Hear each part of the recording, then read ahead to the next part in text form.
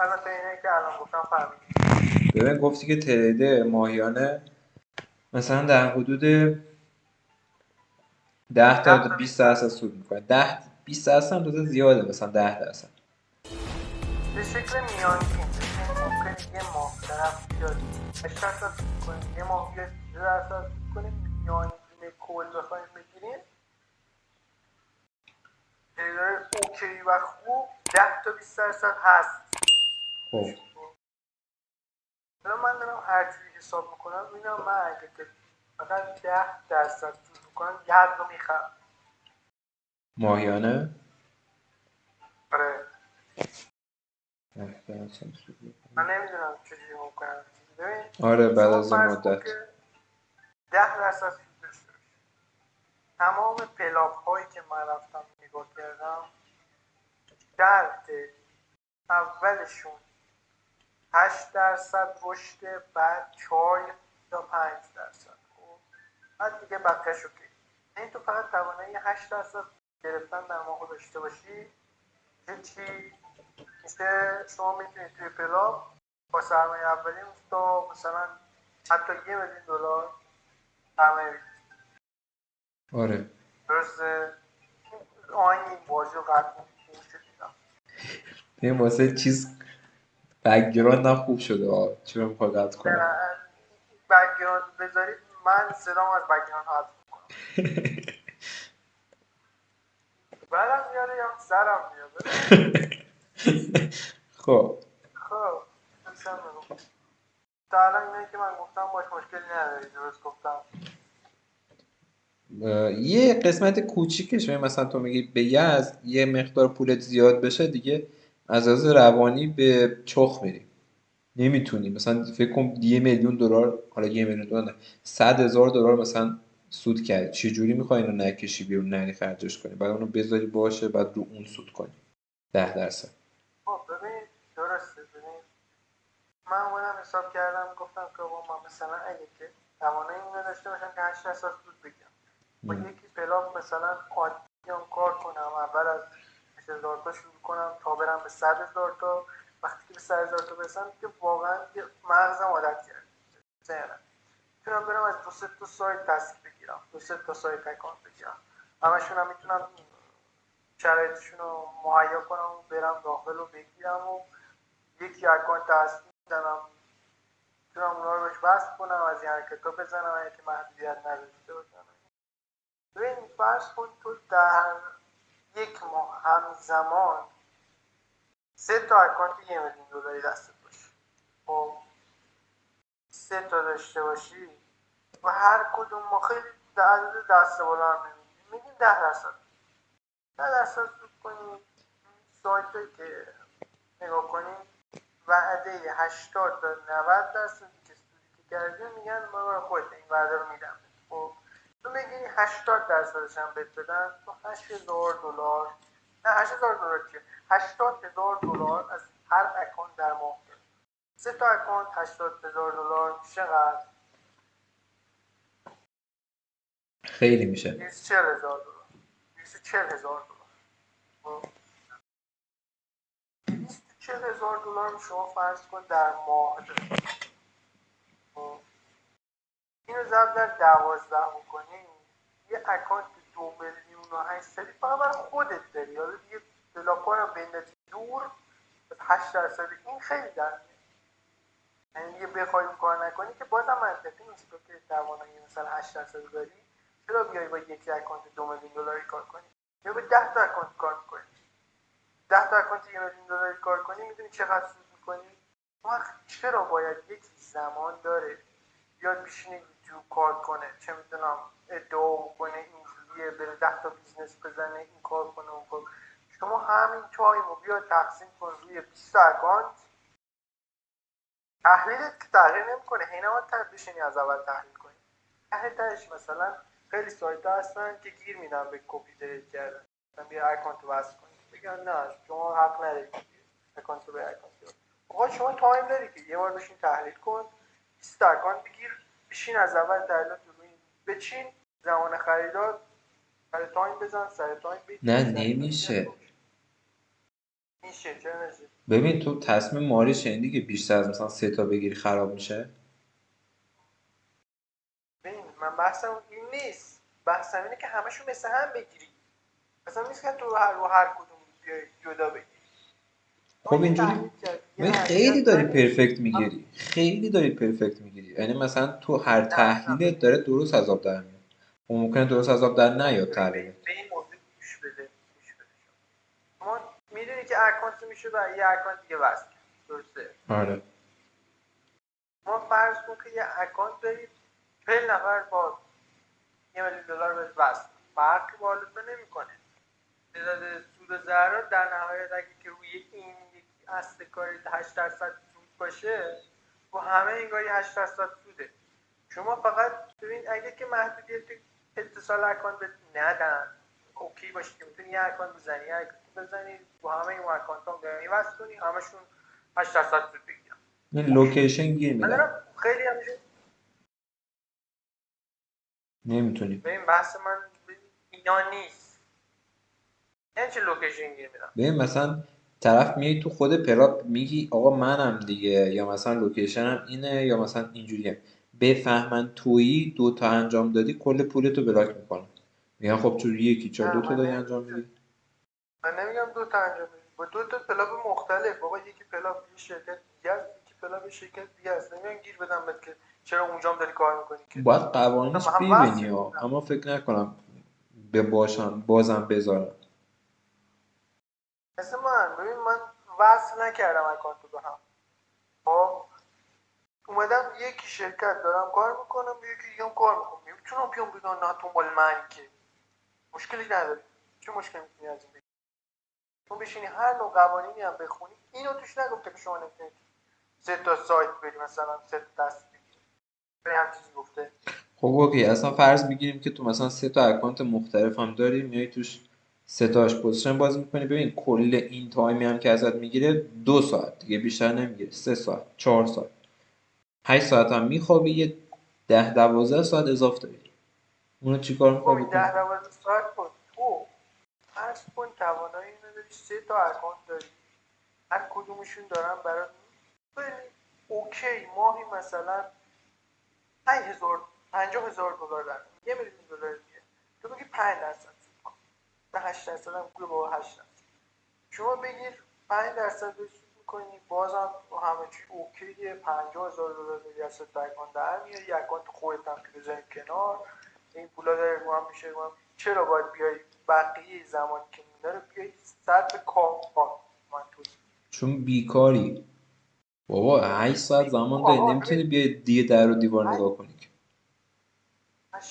من دارم میگم چرا بیای صرف کار کنی، من نگفتم که بشینی بخواب، اشغالم تا یه حدی دیگه. ببین اشغالم مثلا الان من و تو بریم مسافرت، 1 هفته مسافرت باشه، هفته دوم همون میکنیم رو اعصاب همین. درسته؟ عزیز من چه ربطی داره؟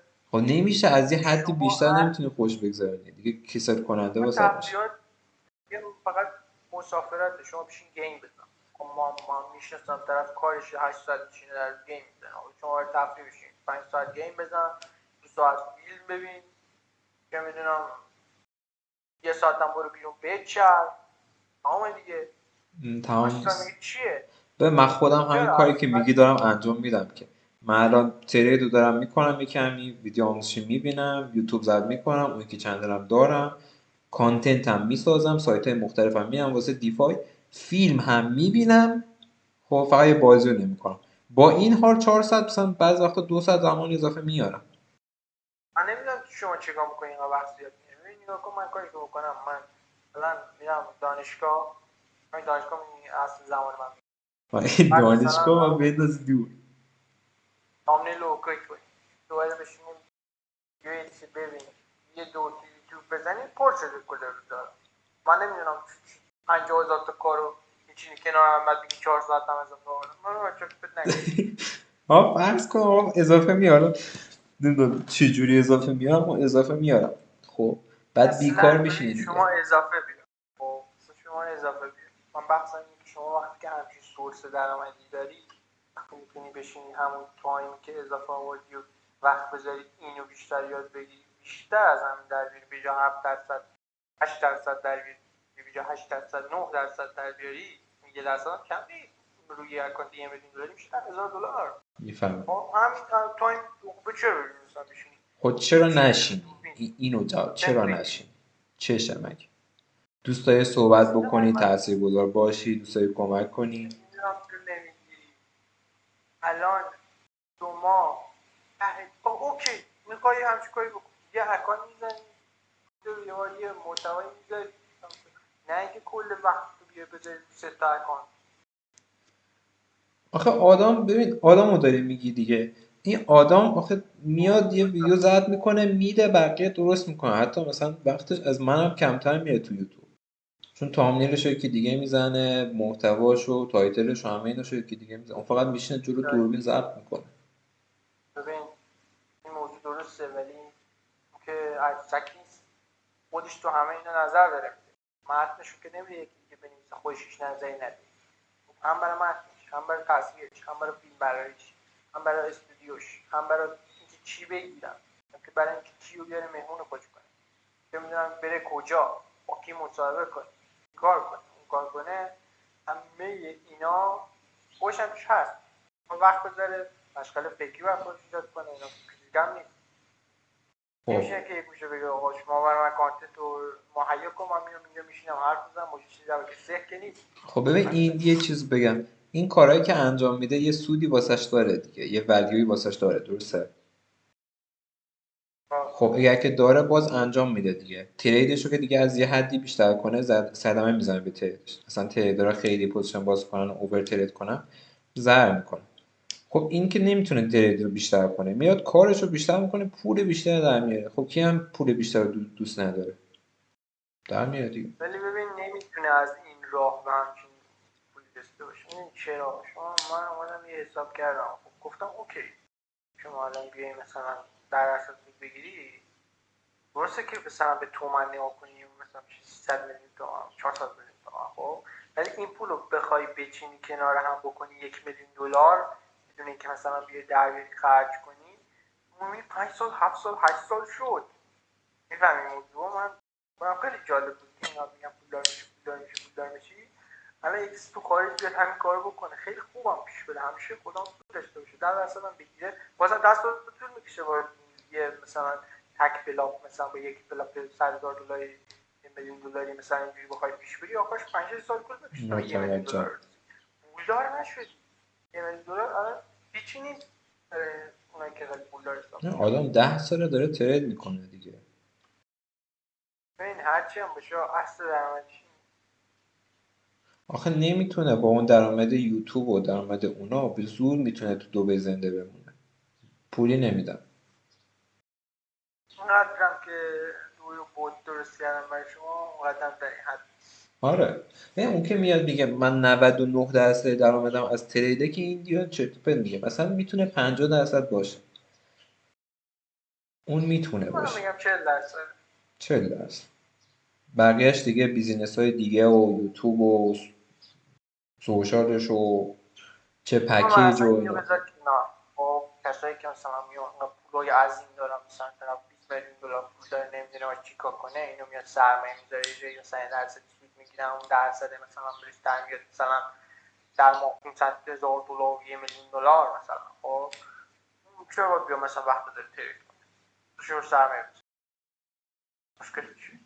یکی دیگه بیاد آره داره این هم هستش. که داری آره. چرا باید به وقت بذاری در خب این هم این شاید بیشتر میخواد، نمیتونی بگی داری، بیشتر میخواد. بیشتر بخواد به دست کسی دیگه باش ترید کنه. پیدا شرکت کردن هست یه تریدر خوب، کی تریدر خوب میاد واسه یه تریدر خوب دیگه کار کنه؟ خارج باشو برو بگو من $20,000,000 دارم میخوام سرمایه بذارم یه جایی مثلا یه شرکتی باشه برم رو پولم ترید کنه سود بده. شرکت رسمی درست درمون ثبت شده جهانی هست که داره لح میزنه رو $20,000,000 خب بود درست حسابی هم بده. اگه که نوشت تو مثلا استاک کجا بنام بذاری سرمایه بذاری برای شرکتی آره. اونا هم حتی 20 میلیون دلار خیلی براش با اونا مثلا سود در حد 3-4% میدن. دو نه بیشتر درصد ماهیانه. نه با 2% بیشتر نمیده دیگه ریس سیفش. سالی مثلا کسایی که 5-6%. کار میکنن ترید کار میکنن بیشتر از اینا میدن تو بگن اونا رو میدونم. خب من این پیلاپا فکر کنی چیکار میکنم مثلا این سرمایه رو کی اومده گوش خوش میکنن اینا بذارم چند سرمایه گذار اومدن گفتم آقا من پول دارم بذار من برای کمم بده من چند درصد در ماه بره روش بده نه اونایی که داره میگه دیگه لول های خیلی بالاست. خب مگه اون ادعا نمیکنه اینقدر داره خب نیاز به ترید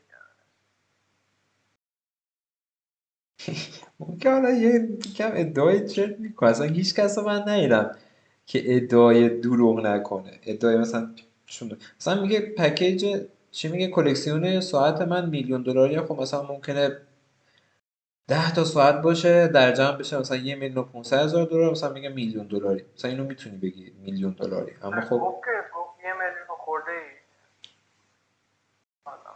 خب 1,000,000 خورده دیگه. آره. بد مثلا نیست دیگه شما میتونه داشته در باشه. صورت میلیونر حساب میشی شما در صورت میلیونر حساب میشی 1,000,000 ازش داشته باشی یعنی تمام مردم که در ایران زندگی میکنن 1,000,000 فقط به تو هم میلیونر آره ارزشی نداره درست میگی. خونهشون قشنگ $1,000,000 هست. شما مثلا برسی به 1,000,000,000 میلیاردر حساب میشی تو ایران هم خیلی میلیاردر آره تو ایران تو تهران داری از اینا. ایران کلا الان نگاه کن شما بدبختاشم مثلا خونه داشته باشم و خونه رو چه میلیارد این میلیاردر کجا و آن میلیاردر که آره بعد فکر آن مردم هست هر گردی نیست. خب اوکی. بازم من کتم نمیره به یه موردم اشاره کردی این که میگه از پلاپا ببین مثلا فکر کنم منظورت این بود یا اگه اشتباه گفتم بگو. یعنی میاد میره یکی رو معرفی میکنه میگه آقا این لینک رفرال منه از این برو توش ترید کن بعد پراپه یا هر صرافی دیگه نه مثلا نه بهش نه میده. پول چی؟ میدم بهش یه تبلیغ کن من اینو فکر نمیکنم چقدر مگه میخواد بده. بیشتر اون لینک رفراله از ترید بقیه فکر کنم تاثیر داره. اون بیشتر میده. شما چهره باشی یا خب برای یه مغازه بخوای بری تبلیغ کنی چقدر میتونی پول بگیری به برسه به این که شرکتی که تو پولم رو بگیره این چند پول بگیری به من حساب کردم بنده خدایی هست حالا بعضی ممکن بشنم نمیگم. خب تو میشناسی دیگه. خب همون بنده خدا. خب اون فکر کنم از همین رفرالی که میگیره تو همین صرافی مثلا معرفی کرده واسه ترید تو از دیجیتال فکر کنم مثلا ماهی $2,000 $3,000 $4,000 داره حداقل از فی هایی که بقیه میدن. مثلا حالا یه جمله بود نمیدونم واقعیه یا نه. نمیدونم واقعیه یا نه اما یه زمانی بود بیت کوین خیلی شارپ حرکت کرد فکر کنم خیلی ریخت واسه چندین ماه پیش. و مثلا یکی از دوستاشو که کنارش بود که رو جدا شدن گفت که مثلا اون بنده خدا گفت که الان مثل که خیلی ها دارن پوزیشن باز میکنن لیکوید شدن هی دارن فی رفار میگیرن یه مقدار خیلی زیاد دونی اونم خیلی سوده توش. ولی ببین نگاه کن یه موضوع من بذار بگم شما دور فروختن جدی نمیگیری خب این که مثلا چقدر میتونه یکی از دور فروختن پولدار بشه یه بار انویتیت نشسته بود داشت صحبت میکرد گفت که من از دانشکده‌ای که زدم نمیدونم چنده الان بزنیم تو دیسکورد دانشکدهش نه؟ نه بود برش کلا یه اپ زد شبیه دیسکورد کلا جدا شد کلا یه اپ خاص چی بود اسمش ریل ورد بود ریل استیت نبود. نه ورد داشت ریل ورد ریل ورد تره. نه ترید چیه آقا اونجا همه چی یاد میدم شیر مرغ تا چیز بود همون شیر مرغ تخم مرغ اینقدر هم سایت فیک داریم ما، یعنی بری بگردی یکی بعد بزنی اون یه آره اقتداد هست.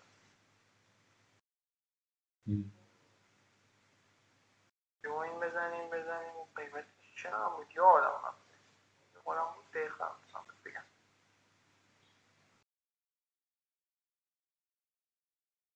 اوکی. خب چه خب؟ ماهانه $50 3 ماه 150 این فیکه. $9 نه همین. ها اندروتک ماه $50 میگیره؟ شوخی میکنی؟ آره داشت. اون بنده خدا از این اندروتک بیشتر میگیره پس. اون آخر کاری $60 میگرفت. بابا ببین من چیزی در حقیقت دیدم ببین نگاه کن شما اونجا بخواد پری هم بزنید 0 تا 100 بهت یاد میدن 100 تا استاد داره چه میدونم کامیونیتیش مثل چی فعالا واقعا یه عجیب کامیونیتی فعالی داره. ببین شما بگیر یک ساله 500 چقدر کاربر داره. یه بار میگفت من با پول یه ماه هم میتونم 3 تا بوگاتی بخرم. پول یه ماه دقیقا بوگاتی $5 میلیون. اون که زیاد در میاد. ببین آخه تو ایران دیگه جواب نمیده پکیج فروشی. الان همه هرکی به قول خود گفتی دیگه هرکی پکیج بفروشن اصلا دیده بدیه نسبت بهش. مخصوصا در مورد بازار مالی ترید، یعنی اون دیگه خیلی بده. ترید داره در میاد دیگه فروشیش میکنه. همینا رو میکنم بوگرنا میگن آقا ببین این دروغ میگفت من درست میگم بخرید منو خرج نمیدونم نمیارزه. مثلا این مدلشه. ببین نگاه کن خیلی میشه از زمین دور فروختن و چه میدونم آهانه گرفت $50 چیزی منو میخوای دوره فروش کنی؟ میلیون نفر داشت نه چند میلیون کاربر داشت یادم نمیاد بخدا. اندروتک ببین از ایران هم کاربر داره دیگه. ببین خیلی مارکتینگش خوب خیلی کاربر داره. اصلا من یه دوره یه جا میشناختم یه کانال بود میومد اکانت میگرفت مثلا میومد به 3-4 نفر همزمان میفروخت مثلا پولش مثلا تقسیم بشه همه بتونن بگیرن مثلا اوکی بود مثلا مشکلی نداشت که یک اکانت چند نفر داخلش باشن مثل چی بود به شبکه چیز نتفلیکس که قبلا اوکی بود و اینا. آره مثل اسپاتیفای مثلا. نه اسپاتیفای اینجوری نیست محدودیت کاربر فعال تعداد بیشتر بشه میبندن کار نمیکنه اینترنت انگاری نداره. اوکی خب مثلا آقا ما میگیریم 5 میلیون نفر داره مثلا دارم بیشتر از اینا باشه 5 میلیون نفر فقط چیزیش هست نفری $500 در سال پرداخت میشه $2,500,000 نه چی دارم میگم چنده 25 نه چرا دیگه در سال میشه 25 نه واسه ببین 5 میلیون کاربر خب ضرب داره 500 این خیلی میشه این میشه 2,500,000,000 آره این خیلی میشه وایس ما میگیم 3 میلیون مثلا داشته باشه چه میدونم من زیاد دیدم این بازم ما بگیریم $50 اون میشه 150 میلیون $150 میلیون در 12 بکنی میشه 1,800,000,000 خب دیگه ببین میره تو ساعت فروشی میگه من $3 میلیون میخوام ساعت بخرم میاد انتخاب میکنه میره خداحافظ کشتی داره این دیگه بهش میخوره. یه بار میگفت من یه ماشین میخواستم بخرم من رفته بودم بین 2 تا رنگ گیر بودم گفتم من که دارم جفت دو رنگشو خرید خدا خوب بود یه مدل ماشین $7 میلیون قیمت تو دو رنگ ازش خریده بود بخاطر که نمیدونه من این کار سری سیگار در آوردم تا حالا. من گفتم بین سیگار گیر کردیم خود دوتاشو میگیریم 4 تاشو میگیریم. این کار خیلی حس خوبی میده تجربهش کردم. فکر کن سر ماشین در بریم. دنبال مثلا چیزه بگو از فایستاپ کنیم دنبال کامیونیتی داشتن خیلی کامیونیتی داشت مهمه ولی کسی که میاد یوتیوب میزنه که کامیونیتی اونچنان نداره. چی میگی؟ خیلی کامیونیتی تو یوتیوب کامیونیتی مهمه. تعاملی نداره. اتفاقا تو یوتیوب بیشتر اینستا تعاملیه. اینستا رو بنداز دور اصلا بحث اینستا ندارم. این البته مثلا اینجوریه که میگفت من الان مثلا این کامیونیتی که دارم الان مثلا فردا من نوبا بخوام یه پیام میذارم 40 نفر میگن یکیشون رو انتخاب میکنم میازم. آره میفهمم. اینجور چیزی کارش داره. ولی توی شما توی یوتیوب کامیونیتی تعاملی نداری کامیونیتی یک طرفه داری. یه عده آدم داری که به حرفت گوش میدن. و این باید خیلی بزرگ بشه در حد اندرو تیت که اونجوری شد.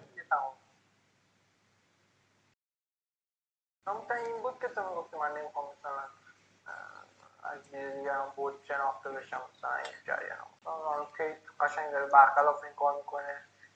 یه عده هیتر داره یه عده فن داره که فناش اگه اشتباه هم حرف بزنه قرار نیست اشتباهش به چشم بگیرم میگن دیگه باش تو مهم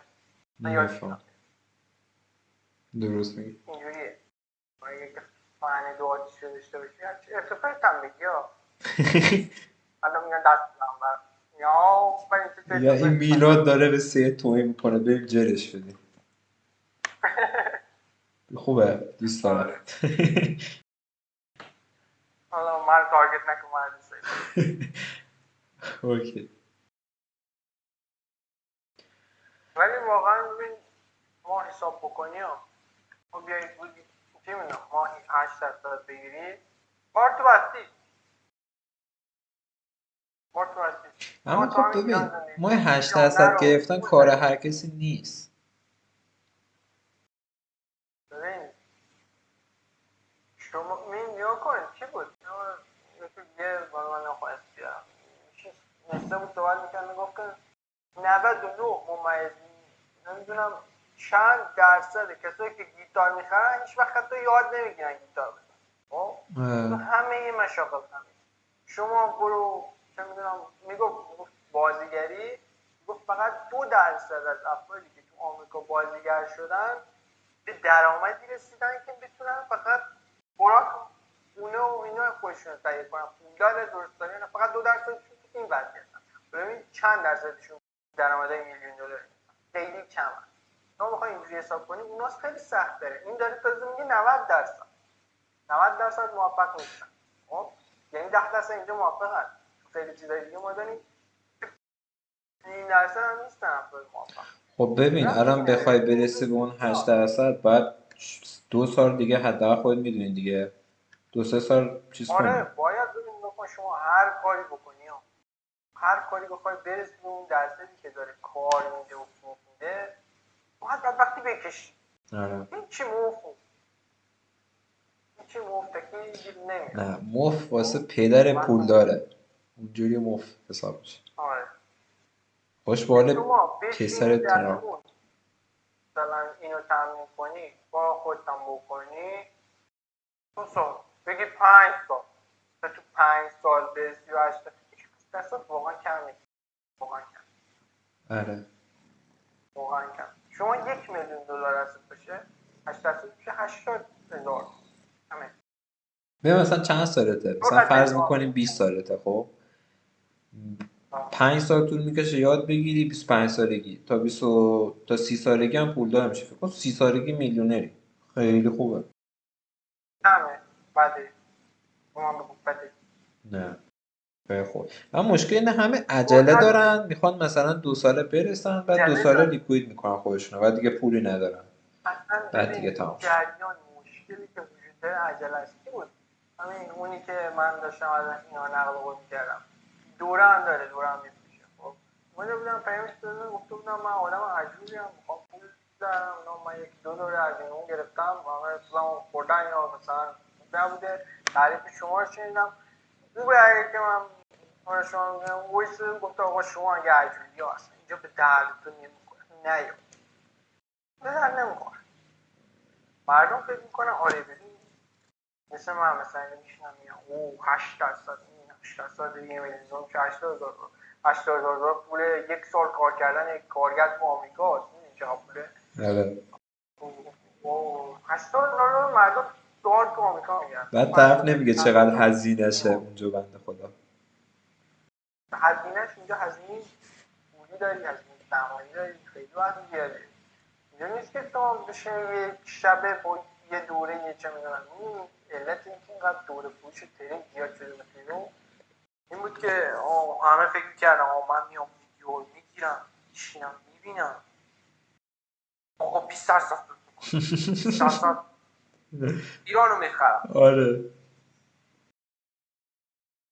آفرین. مثلا به مدیر سرمایه هم که هیچ کس بلد نیست مثلا همین دیگه. آره اصلا مدیر سرمایه چیه اصلا انگار قماره دیگه بشینیم شبه بکنیم 10 میلیارد فردا بریم کل نصف شهر رو بخریم پس براش بریم یکی شهر رو بخریم قرار نیست.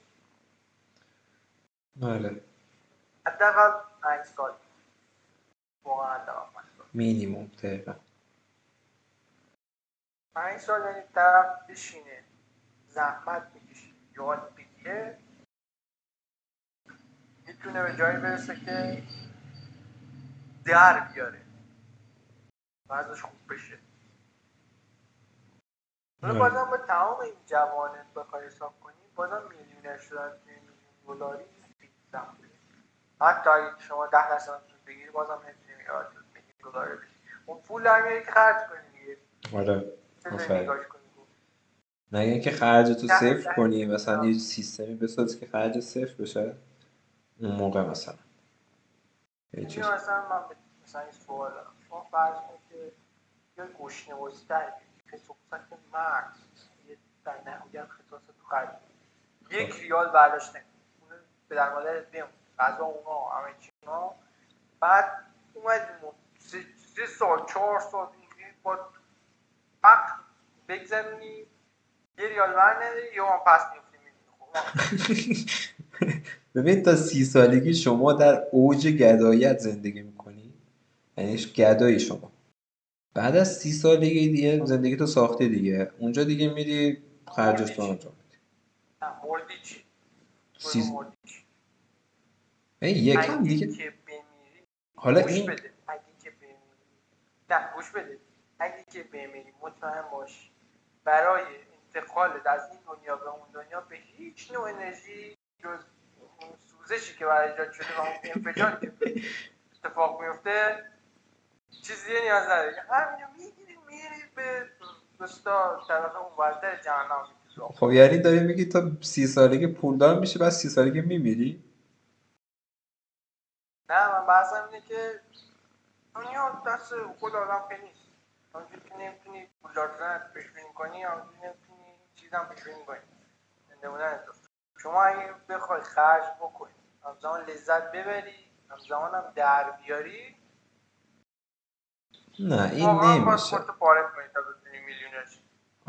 نمیشه ببین بخوای خوب خرج کنی باید خیلی خوب در بیاری اون خیلی خوب در آوردن واسطه پول خیلی زیاد میخواد پدر پولدار یا مثلا مادر پولدار یا مثلا ارثی چیزی در حالت عادی مجبوری تا 30 سالگی کم خرج کنی اصلا خرج نکنی تو 30 سالگی جوونی مردی که 30 سالگی تو 40 سالگی میدونی چقدر میتونی خرج کنی 30 سالگی تا 40 سالگی وارد میان سالی میشه نمیدونی فکر کنم از 32 تا 44 میان سالیه بعد میری تو کهنسالی شما میان سالی میتونی کلی لذت ببین ترید که کار میکنی تریدر گوش کن تریدر همیشه باید بدنش خوب باشه اگه مثلا درد دندون داشته باشه میگن اصلا ترید نکن شما چون تو ترید اثر میذاره تریدر باید حالش خوب باشه یعنی شما میری مثلا پیاده روی تو میکنی حواست به خودت هست یه سری پارکار میری اما خرجاتو باید کنترل کنی مثلا لباس میخوای بخری نباید بری لباس گرون بخری باید بری لباس عادی بخری نه تو من اصلا این حرف تو قبول ندارم با این حرفیت که داری میگی شما 40 سالگی به میلیون دلار نمیرسی. ببین یه طرف بود خب من یه داستان میشیدم من یه بار برد طرف میگفت که من مثلا با صحبت داشتم که گفت که آقا شما خونه از خودت داری؟ گفت نه. چند سالشون بود؟ 50 سالشون. 55 سالشون. اون یکی میگفت که من خونه از خودم دارم. من کل این دوره زندگی که داشتم مثلا پول جمع کردم و خونه از خودم دارم، نمیدونم پول جمع کردم که از الان خوشی کنم. خب بعد اون یکی گفت که خب من خونه از خودم ندارم، هرچی هم پول در آوردم از همون جوانی شروع کردم به خرج کردم، میرفتم مسافرت، همه جای دنیا رو رفتم دیدم، همه خوردم، همه کار کردم. الان 50 سالم خونه ندارم از خودم، همه کارم کردم، فردا بیفتم بمیرم اصلا این هیچ کار نکردم ندارم. ولی شما هیچ کار نکردی، کل زندگی تو گذاشتی چی؟ آقا این سال من قراره به همچین ثروتی برسم. اومدیم و نرسیم. آخه پول نداشته باشی نمیتونی به یه انجام بدی دیگه. من پول داشت، من آخه پول داشت وایسا گپ نزن. من الان پول داشته باشم خب من همین پولمو الان برم بخوام خرج کنم، باید خرجای کوسوشه کنم، خرجایی که میدونم خیلی کوچیکه و اون خرجا اصلا حال نمیده. مثلا برو ببینم با یعنی یه شرکتی هست نمیدونم کشتیه چیه، میاد مثلا پول میگیره فکر کنم 3 میلیون دلار یا 300,000 دلار، مثلا میگیم 3 میلیون دلار میگیره، بعد به مدت 3 سال کل دنیا رو میری میگردی، کل دنیا رو. من فاکینگ 30 سالگی میرم اونو 3 میلیون دلار رو اصلا بهش میدم، میگم بریم 3 سال اشغال. 30 سالگی هم جون دارم، قوی هم هستم، حالم هم خوبه. من 40 سالگی بعد دیگه پیر شدم. من آدم این شکلی نیستم. چرا نیستی؟ بگردی گوش بده، نه از اون نظر نمید. من تو آدم هستی که دوست بگردی بری کل دنیا رو بگی. من نه، من زندگی لذت بخش برام یه خونه خیلی جذاب، یه اتاق، سیستم شاهکار، من بشینم گیم بزنم، این تفریح برای من از سفر کردن خیلی جذاب. 2 تا دیگه میگفتی میرفتم خودم از پنجره پرت میکردم پایین. بذار بگم از شهر راحتم دیدی میگم من الان یک جای خوش آب و هوا باشم، خونه با سمون داشته باشم، 10 سالم تو این بمونم، این خیال هم نیست، دارم لذت میبرم. اینجوری نیست که مثلا نه آدم مثلا چیزی نیستم که دنبال این باشم همه جا برم بگردم همه چی بخورم. من خوردن درسته این سفارش میدم برم بیاد.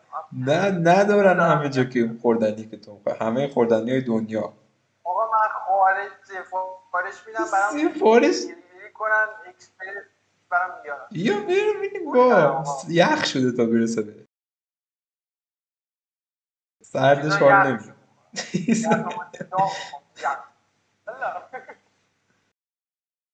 اوکی فرق میکنه. آیس کافی خوردی تا زندگی؟ آیس کافی خوردی زندگی؟ آره از این آشغالیاش خوردم شرکتی ها. اونا بچش گذاشتم 30 سالگی برم بخورم. تو همه زندگی تو گذاشتی 30 سالگی، من 29 سالگی روز تولد خونم میسوزه. میگم نه اسرائیل میاد بالا سرم میگه جمع کن بریم همونجا، میگم گم شو بیرون، یه دونم چیز میکنه الان تو ویدیو نمیشه اصلا بیاد واسه دیگه رو میزنی تو یه جایی میسوزی الان اونجا رو داری هست. کی میاد مترجم کی میاد 30 سالگی آخر بمیاد؟ چی جوری داری حساب میکنی؟ آقا پیش میاد یه نه چی پیش میاد؟ جایی میشه بوم میزنن ببین بذار اینجوری توضیحش بدم توجیهش کنم. پول جمع کردی، رو هم کردی، خرج نکردی، ایران جنگ میشه تا بیای پولات برداری بری از 100 تا سوراخ زدن، نه هواپیما گیر میاد باید بری تو بشکه بخوابی یه جایی در بری، بعدم 4 تا تیر میزنن تو هم بشکه سوراخ میشی، همینجوری که داری رد میکنی به پایین. چه تجسمی داری میکنی؟ من از این تجسم کوپتیت بکش بیرون. خودت بذار جاش. من پاینده میمونم تا 60 سالگی. چیزی که هست الان سن مرگ و چیز رندومه. خدا قشنگ یه رندوم جنریتور گذاشته مثلا زده کی چه سال بمیره. خیلی رندومه. یکی 5 سالگی میمیره، یکی 30 سالگی میمیره، یکی 40 سالگی میمیره، یکی تو 10 سالگی میمیره. تایم مردنم بین 60 تا 80 سالگیه. الان ببین یکی آدمی که مثلا یه کار داره جایی تو ایران کار متوسط، یعنی مثلا ورزش خوبه، مثلا مغازه داره، نداره، ماشین داره، چقدر میاره درش مثلا ماهی مثلا بخوایم بگیم 70-80 میلیون در میاره. خب اون واسه خوبش نمیگم، متوسط 70-80 تومن از مغازش داره در میاره. اوکی خب شما الان فرض کن مثلا $8000 در ماه داری، خب 1000-2000 چیزی کنار وقتشو بذار اضافه کن مثلا اقا نخواد تصاوت بخوری. آخه اینی که میگی به من حال نمیده. من برم $2000 چیکارش کنم؟ میگم همون $2000 میذارم تو کارم، بیشترش میکنم، بعد میرم اون کاری که میخوام، همون $3,000,000 رو میدم اون کشتی، میرم کل دنیا میگردم. الان هر خرجی که میکنم میگم که از اون کم کرد. خب آخه حال نمیده به یک یارو بود خب من اسمم نمیگم تو معمول تریدر بود تو چون من ویدیو میدم بروکر معرفی میکردن رفتم ببینم چی حالم کردم باش. آدم زفت و چیزی بود، آدم دوزی بود ولی خب زفت معلوم بود این تهش دوز میزنه. بعد آقا این چی رو گفتم من مثلا یه حس مثلا چیز دارم بگو مثل قمار دارم تو خودم. خب من میگم تریدم میکنم با مدیریت مالی و مدیریت سرمایه، بعد میام مثلا یه چند وقتی ها یه سال یه بار 6 ماه یه بار مثلا میام یه میزان پولی که مثلا از سودایی که در آوردم میذارم کنار. مثلا میگم چه میدونم مثلا $10,000 میذارم کنار، میام یه اکانت باید میکنم بدون مدیریت سرمایه میگم گفته مثلا روشم رو حفظ میکنم ولی مدیریت سرمایه نمیکنم. قمارتور مثلا این کار میکنم هر پولی هم به دست آوردم این پول رو نمیذارم رو پول اصلی، میام مثلا برم باش مثلا یه کاری چیزی بکنم، میام خرج چیزایی میکنم که زندگی میخواستم ولی اولویتم نبوده. مثلا کتاب رارا میخواستم، رارا زنبوری هم میخواستم و من نمیبرم برای این پول دادم. حالا مثلا میبینم پول دارم مثلا $10,000 هم شده $20,000 $20,000 رو برمیدارم میرم هر غلطی میخوام میکنم. خب این طرف داره کارشو میکنه، حس قمارشو داره اوکی میکنه، پولش هم داره خرج میکنه، در کنارش اینم وارد زندگیش نمیکنه مثلا این پولا رو بیاره تو کارش میگه خب من که توانایی هم چیزی رو داشتم خب کلا اینجوری کنم. خب مزهش نمیره زیر زبونش مثلا کل پولش یه اونجوری بره بالا، پولش هم نمیزنه خراب کنه. مثلا این فکر خوبیه. این که تو میگی کلا خرج نکنی نه این در نمیخوره. حالا شاید واسه من اینجوریه. آخه همون که بنده خدا میگفت که من میرم خرج. به اون بنده خدا میگفت که ببین همینو میگم، اون بنده خدا میگفت که من میرم خرج میکنم. الان من مثلا در بیارم نمیدونم چی کارش کنم، خرجی ندارم، کوین ندارم. مثلا میتونم برم گوشیمو بکنم مثلا S24 مثلا اولترا، من خب همینو دارم واسه چی عوضش کنم، دوباره دردسر عوض کردنش بکنم، ندارم چیزی.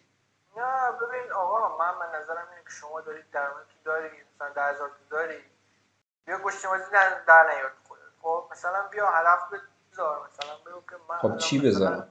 این ماشین مثلا خیلی دوست دارم مثلا. دوست ندارم ماشین استفاده نمیکنم. تو فقط دوست داری بری و بگردی بخوری ها. آره به خود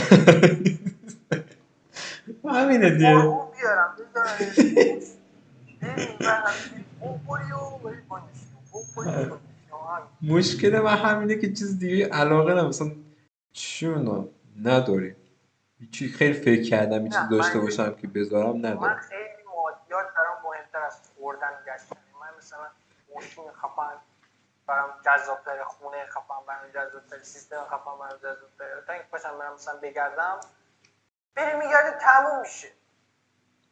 تنها چیزی که برات میمونه 4 تا عکس و یکم خاطره که 2 سال بگذره یادت رفته.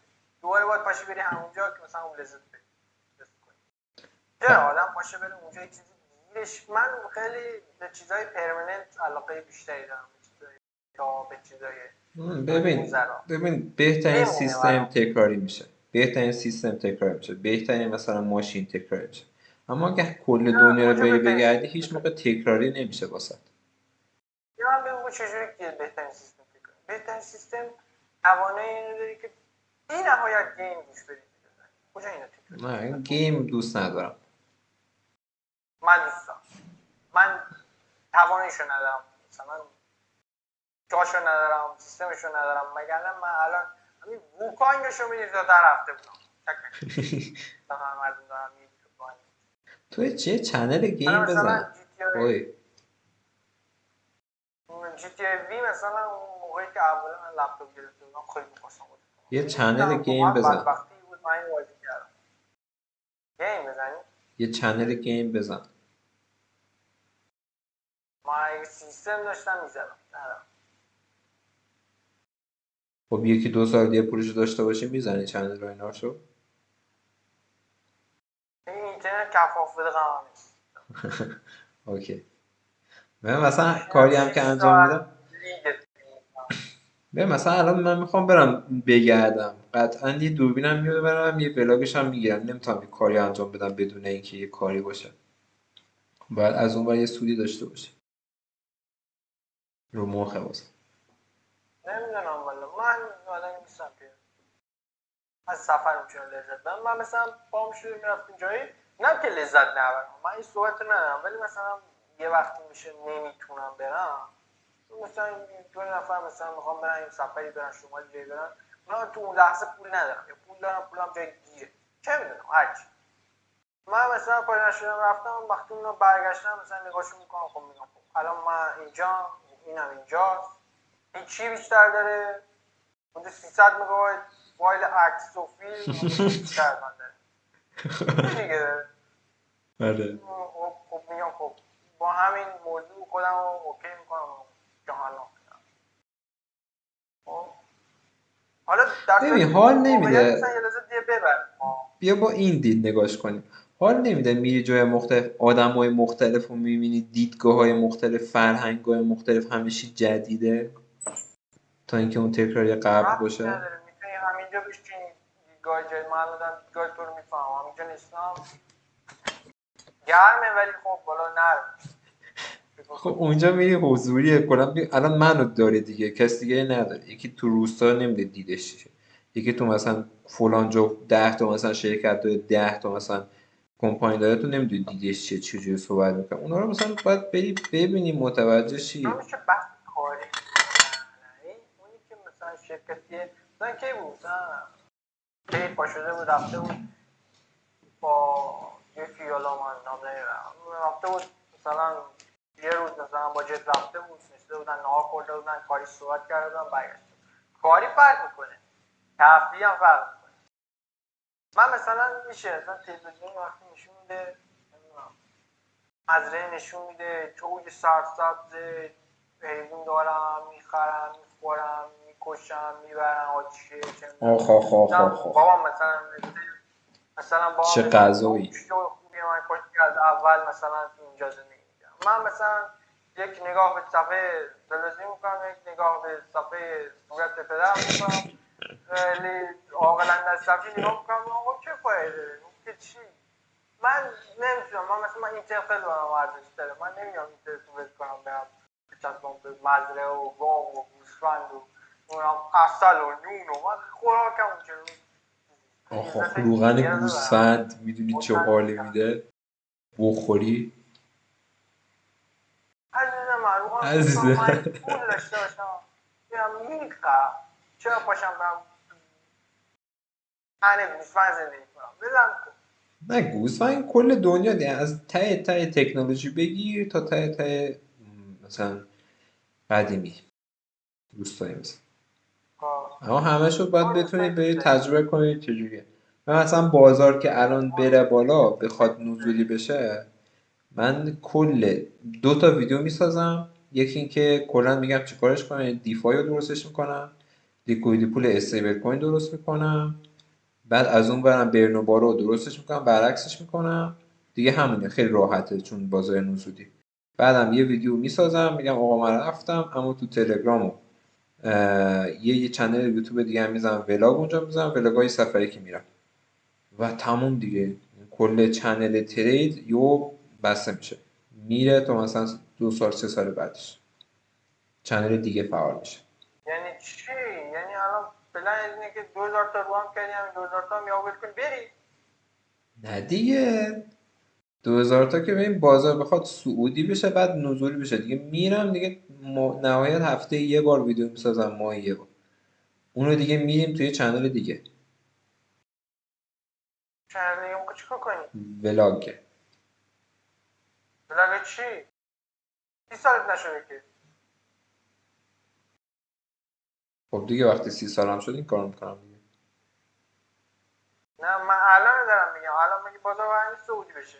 خب الان که فعلا سعودیم، الان که کلی کاره. 30 سالگی که دیگه بازار اومد دیگه رنج بشه، یا مثلا اومد که نزولی بشه، مثلا چه میدونم شاید 28 سالگی این اتفاق افتاد، 29 سالگی. خب این دیگه این کارو میکنم. یعنی حس میکنی اونجا قرار پولدار بشی؟ اونجا دیگه بازار دیگه میره، مثلا لیکویدی پولا مثلا چه میدونم ماهی 20,000 تا 30,000 تا 40,000 تا 50,000 تا میده. من میرم دیگه اشغال دیگه. مطمئنی یا توهمی؟ نه، اجرا شده هستش، برنامه‌ریزی شده هستش. نمیدونم. نه، خبر ما بده بگو. 40,000 تا تو 30 سالگی نتونم برسم که دیگه باید برم گل لغت کنم، دیگه باید برم بشاشم تو هرچی موفقیت و چیزا چرت و پرت میگن فلان. نه اون خیلی راحت باشه، اون 100% برآورده میشه قطعی. آقا شما که این پلنه دارید از ما بگی. خب من تو که یکم دیگه بشه که 2 سال دیگه سیستمی تو راه میندازی، یوتیوبت هم راه میندازی، با ما خرجی آقا. گیم میزنی توش، گیم. بابا این یه مورد بازار نداره، الان زیاد شدن. تو اگه خوب کار درست باشه از همشون بهتر باشه دیگه، همشون میان سمت تو. نه ببین من قرار نیست بشینم کارام بذارم رو گیم، دلمون کن. وقتی که 2000 همین الان گفتی من میخوام گیم بزنم، خب 4 ساعت تحویل. ببین نگاه کن، من بحث اینم بود که آره من الان وضع مالی از نظر کاری اوکی ام، از مالی اوکی، زمان تفریح هم بیشتر میکنم دیدم خیلی وضع نیتم خوبه اجرام میکنم. من خب نگفتم دیگه بیام به چشم بهش نگاه کنم که الان وارد یک ایده کاری جدید شد، نه از عمرم من اون میخوام از نه لذت ببرم، خب حرص کنم. نه ببین هر کاری میکنی باید یه کاری کنارش باشه. مثلا من الان تو اینجا داریم صحبت میکنیم، کنارش حداقل دارم ضبط هم میکنم میذارم اینجا، یه ویدیویی هم یه کاری هم کردیم. اینو برای خود نگردم عمرم، اینو برای خود نگردم. حالا به حرف من میرسی، الان جوونی خامی، میبینم تو بچه ها فکر نکنه